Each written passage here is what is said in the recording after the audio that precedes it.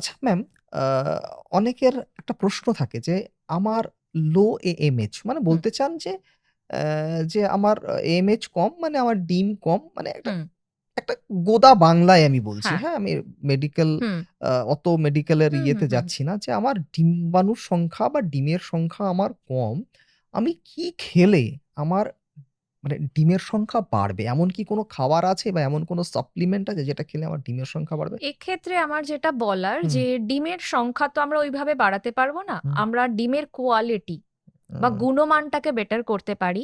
আচ্ছা, সেক্ষেত্রে গিয়ে আমাদের খাবার কোনো ওই সুপার ফুড বলে কিছু হয় না। আজকে আমার জন্য হয়তো ফোলেট দরকার। হুম, আমার হেলদি ওয়েতে কনসিভ করার জন্য আমার ফোলেট দরকার, আমার আয়রন দরকার। এবার সেটার জন্য ওই শুধু আমি একটু আয়রনের সোর্স খেয়ে নিলাম হুম, বা ফোলেটের সোর্স আমি খেয়ে নিলাম। বাকি আর আমি সারাদিনে কিছু খেলাম না বা বাকি সবকিছু বাদ দিয়ে দিলাম, সেটা কিন্তু হবে না।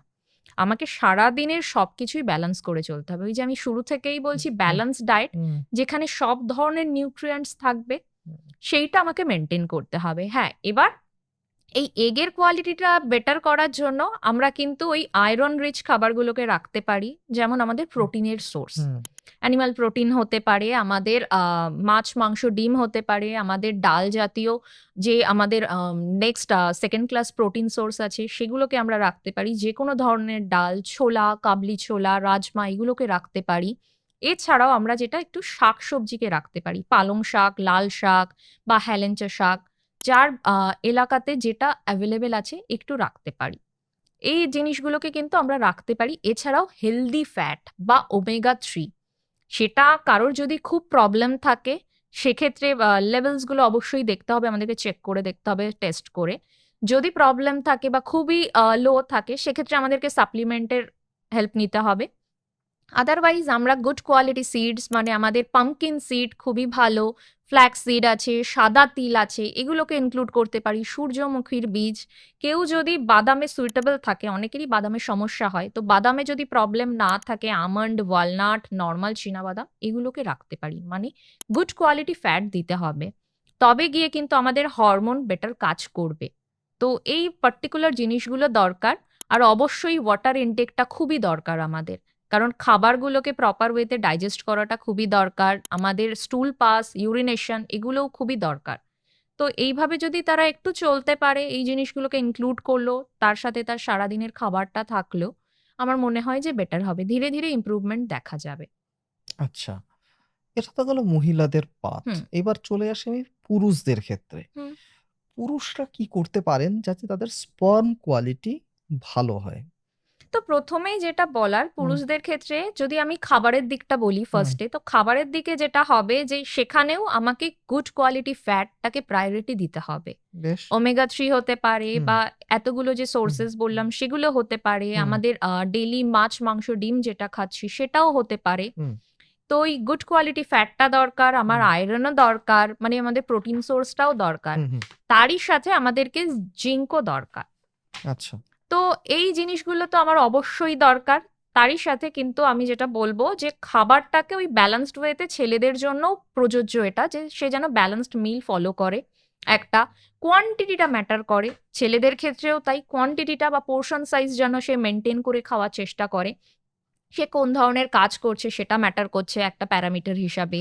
তার ওভারওয়েট আছে না আন্ডারওয়েট আছে না আইডিয়াল ওয়েট আছে সেই জিনিসটাও ম্যাটার করছে। তো সেইটার অ্যাকর্ডিংলি আমাদেরকে তার কোয়ান্টিটিটা সেট করতে হবে। এরপরে আসি যেটা ছেলেরা মোস্টলি ইগনোর করে যায়। হুম, মানে প্রত্যেকেরই তো কিছু না থাকে, হুম, মানে মেয়েরা অনেক কিছু ইগনোর করে যায়, হুম, ছেলেরাও হুম, অনেক কিছু ইগনোর করে যায়। তো সেই ছেলেদের ক্ষেত্রে যেটা হয় যে তারা না ফ্যামিলির চাপে হোক বা যে কোনো রিজনে হোক নিজেদের স্ট্রেসটা সব সময় গিয়ে প্রকাশ করতে পারে না, বা নিজেদের একটা যে ওভার থিঙ্কিং কাজ করছে বা ডাউন ফিল হওয়া সেগুলো সব সময় বলতে পারে না। তো সেই ক্ষেত্রে কি হবে যে তাই সে যদি বলতেই না পারে একান্ত, হুম, তাকে সেটা ম্যানেজ করতে শিখতে হবে। আদারওয়াইজ কি হবে, তার ঘুমটা ফুলফিল হলো না, সে সবসময় টায়ার্ড থাকছে, তার বডি টায়ার্ড থাকছে, বডির প্রত্যেকটা অঙ্গ প্রত্যঙ্গ কাজ করতে পারছে না ঠিক করে। তো সেই জিনিসটা আমাকে মাথায় রাখতে হবে যে সে মেডিটেশন করে পারুক, সে জিমে যেতে পারে, এক্সারসাইজ করতে পারে, কোনো না কোনোভাবে ক্যালোরিও বার্ন হচ্ছে, তার স্ট্রেস লেভেল বা তার স্ট্রেস হরমোন যেগুলো আছে স্পাইক করে গেছে সেই জিনিসগুলোকে লোয়ার করা, এই জিনিসগুলো দরকার। তাহলে কি হবে, তার আলটিমেটলি ঘুমটাও ভালো হবে, যে খাবারটা সে খাচ্ছে সেটাও তার বডিতে ঠিকঠাকভাবে অ্যাবজর্ব হবে নিউট্রিয়েন্ট গুলো। তো ছেলেদের ক্ষেত্রেও ইকুয়ালি দরকার যে সে তার মেন্টাল হেলথটা বেটার রাখার চেষ্টা করুক, যে কোনোভাবে পসিবল তার ডায়েটটাকে বেটার রাখুক, তার লাইফস্টাইলটাকে একটু শুধরে নেওয়ার চেষ্টা করুক। বিঞ্জ ওয়াচটা একটু বন্ধ করতে হবে, স্ক্রিন টাইমটা যতটা পসিবল একটু লিমিটেড রাখা, বাকি টাইমটা একটু নেচারকে দেয়া, চোখ দুটো রিল্যাক্সেশন দরকার। এখানে একটা কথা বলার, ভিটামিন ডি যেটা নিয়ে সবাই এত বেশি মানে কথা হুম, বলে না হুম। বা অনেকেই জানে না, যে ভিটামিন ডি একটা খুব মানে মেজর রোল প্লে করে কনসিভ করার ক্ষেত্রে, ঠিক যেমন পিসিওএস এর পেশেন্টদের জন্য খুবই দরকারি। আচ্ছা। তো ভিটামিন ডি আমরা জানি আমরা সূর্য থেকে হুম, পাবো। হুম। তো সূর্য থেকে সবাই চেষ্টা করুক, একটু হাজবেন্ড ওয়াইফ হোক, যে মানে দুজনেরই উচিত একটু মানে ঘুম থেকে তাড়াতাড়ি উঠলেও আমাদেরও ফ্রেশ লাগে, ফ্রেশ এয়ার পাচ্ছি আমরা, তো ওই ৮টার মধ্যে যে রোদটা একটু ৫-১০ মিনিট একটু গায়ে লাগানো, প্লাস একটু হাঁটাচলা করলো, ফ্রেশ লাগলো, মাইন্ডটা ফ্রেশ হলো। অনেকেরই কি হয়, আমাদের এই লাইফস্টাইলের জন্য বা এত কাজকর্মের চাপে ব্রেন ফগটা দেখা দেয়, বা আমাদের ব্রেন সকালবেলা উঠে ঠিকভাবে কাজ করে না, একটা ডিজিনেস কাজ করে। তো সেই জিনিসগুলো অনেকটা কম হতে থাকবে।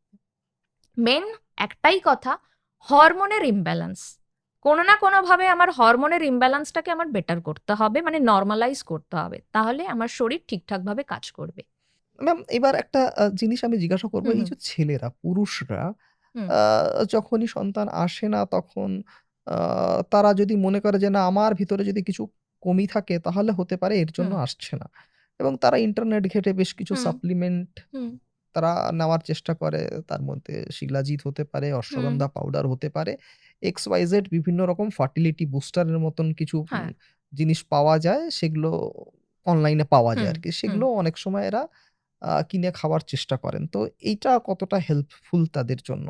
আমি যেটা বলবো যে যারাই এটা আজকে শুনছেন, হুম, চেষ্টা করুন এই জিনিসগুলো নিজে নিজে না করার। হুম, আমার বডিতে আদৌ দরকার আছে কিনা, আমি সেই টেস্টগুলো আমাকে সব করতে হবে। হুম, টেস্টগুলো করলে আমি জানতে পারবো আমার কোথায় কি প্রবলেম এসেছে বা ফল্ট দেখা হুম, দিয়েছে। বেশ। সেই ফল্টের হুম, অ্যাকর্ডিংলি আমাকে আমার সবকিছু গোছাতে হবে। হুম, ঠিক আছে? আমার ডায়েট হতে পারে, আমার যদি মেডিকেশন দরকার হয় তার জন্য ডক্টর রয়েছেন। আমার লাইফস্টাইল, তার জন্য যোগা ইন্সট্রাক্টর বা ফিটনেস ইন্সট্রাক্টর রয়েছেন। তো প্রত্যেকটা সেগমেন্টের জন্য কেউ না কেউ এক্সপার্ট রয়েছেন।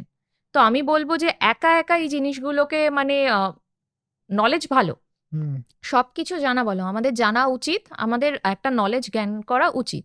কিন্তু সেটা আমার জন্য হেল্পফুল হবে কিনা আমরা সেটা জানি না। সাইড এফেক্টও হুম, হতে পারে। হুম, তো ঠিকই। সাইড এফেক্ট থেকে আমরা যতটা বাঁচতে পারি সেই জন্য খুব ভেবে চিন্তে অবশ্যই পরামর্শ নিয়ে, নিজের ডক্টর ডায়েটিশিয়ানের পরামর্শ নিয়ে বাজারজাত খাবারগুলোকে নিজের লাইফে ইনক্লুড করা।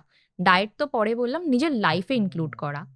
কারণ হয়তো আমি একজনকে সাজেস্ট করছি যে তোমার এই জিনিসগুলো খাওয়া উচিত, সে হয়তো সেটা ভাবলো, প্লাস ওই যে নেট ঘেটে হুম, দেখে হুম, নিল, হুম, হুম, সে সেটাও ইনক্লুড করলো। অনেকেই বলে যে ম্যাম এটা খাচ্ছি।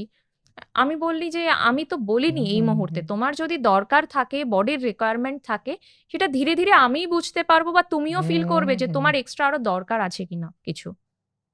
অবশ্যই আমার একটাই কথা বলার, পরামর্শ না নিয়ে বা কনসাল্ট না করে নিজের ডক্টর ডায়েটিশিয়ানের সাথে এগুলো ইনক্লুড করা উচিত নয়।